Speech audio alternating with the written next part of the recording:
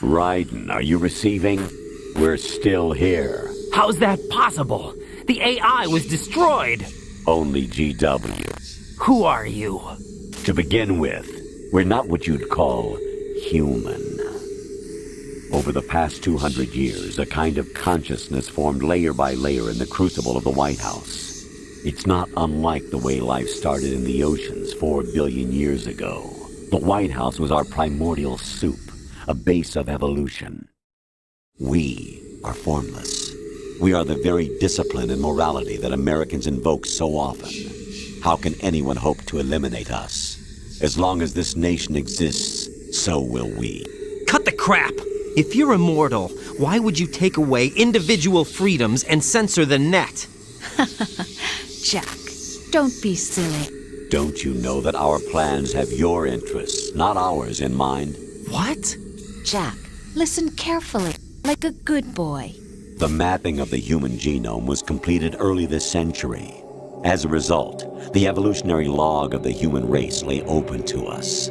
We started with genetic engineering, and in the end, we succeeded in digitizing life itself. But there are things not covered by genetic information. What do you mean?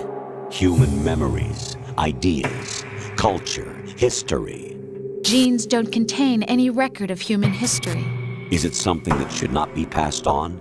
Should that information be left at the mercy of nature?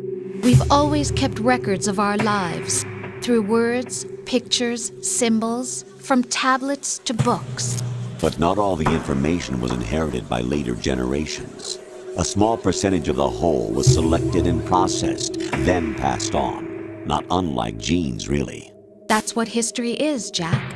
But in the current digitized world, trivial information is accumulating every second, preserved in all its triteness, never fading, always accessible. Rumors about petty issues, misinterpretations, slander. All this junk data, preserved in an unfiltered state, growing at an alarming rate. It will only slow down social progress, reduce the rate of evolution. Right. You seem to think that our plan is one of censorship. Are you telling me it's not? You're being silly. What we propose to do is not to control content, but to create context. Create context? The digital society furthers human flaws and selectively rewards development of convenient half-truths. Just look at the strange juxtapositions of morality around you. Billions spent on new weapons in order to humanely murder other humans. Rights of criminals are given more respect than the privacy of their victims. Although there are people suffering in poverty, huge donations are made to protect endangered species. Everyone grows up being told the same thing. Be nice to other people. But beat out the competition. You're special. Believe in yourself and you will succeed. But it's obvious from the start that only a few can succeed. You exercise your right to freedom, and this is the result. All rhetoric to avoid conflict and protect each other from hurt. The untested truths, spun by different interests, continue to churn and accumulate in the sandbox of political correctness and value systems.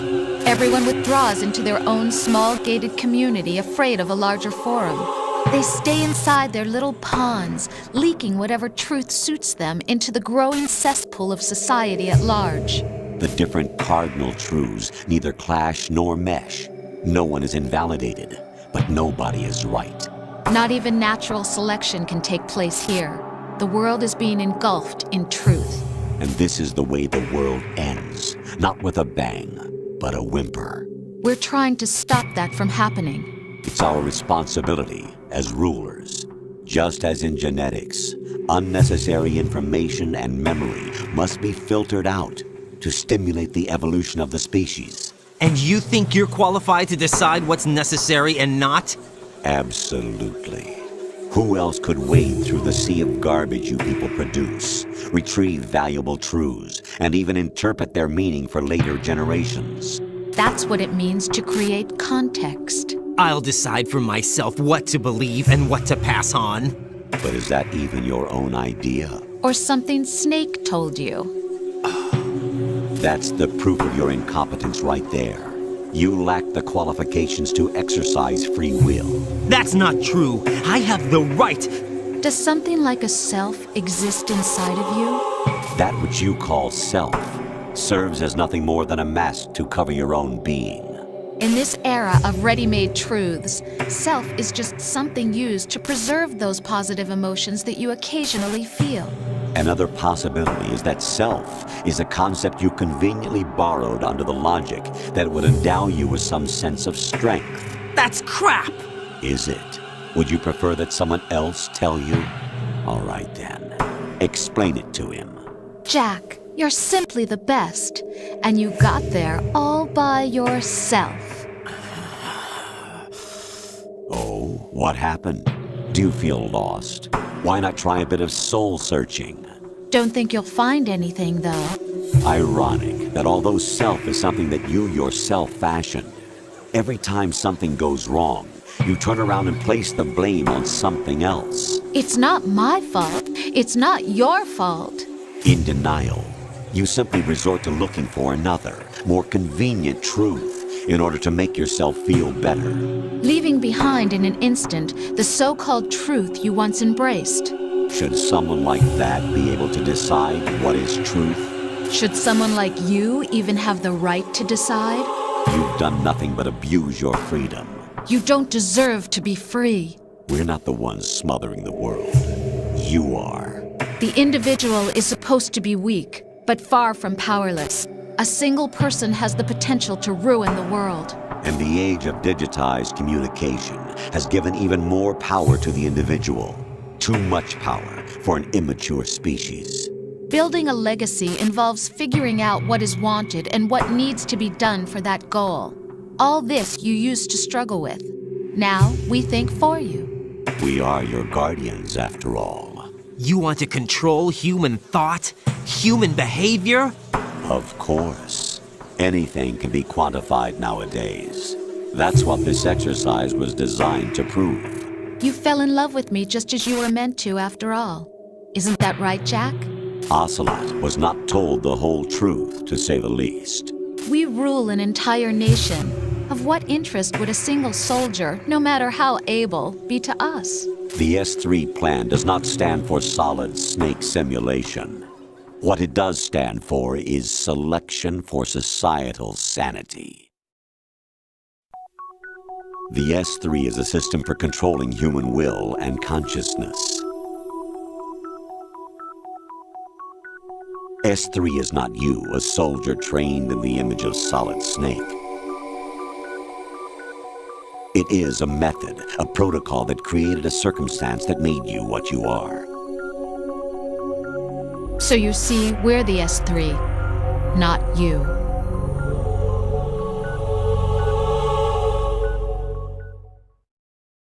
What you experienced was the final test of its effectiveness. That's crazy. You heard what President Johnson said. The Arsenal's GW system is the key to their supremacy. The objective of this exercise was to establish such a method.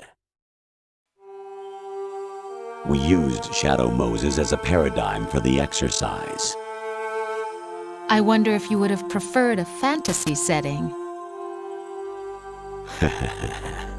We chose that backdrop because of its extreme circumstances. It was an optimal test for S3's crisis management capacity.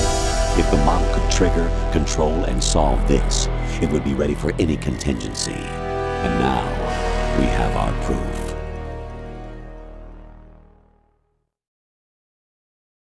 Raiden, there are also reasons behind your selection.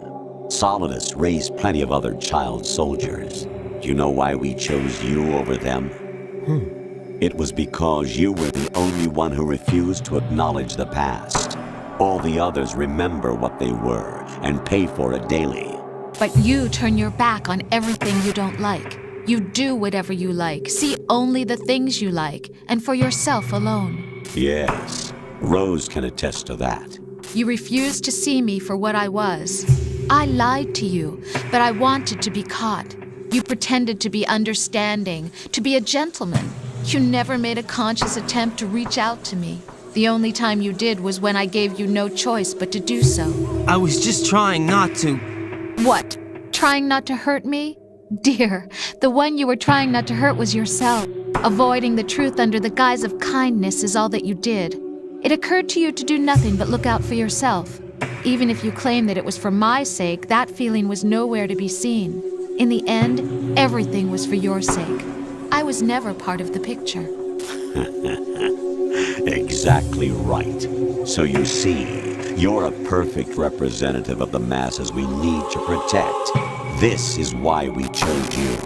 You accepted the fiction we've provided, obeyed our orders, and did everything you were told to. The exercise is a resounding success. Didn't I tell you that GW was still incomplete? But not anymore, thanks to you. Your persona, experiences, triumphs, and defeats are nothing but byproducts.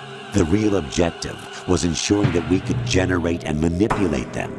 It's taken a lot of time and money, but it was well worth it considering the results. I think that's enough talk. It's time for the final exercise. Raiden, take Solidus down. Think again. I'm through doing what I'm told.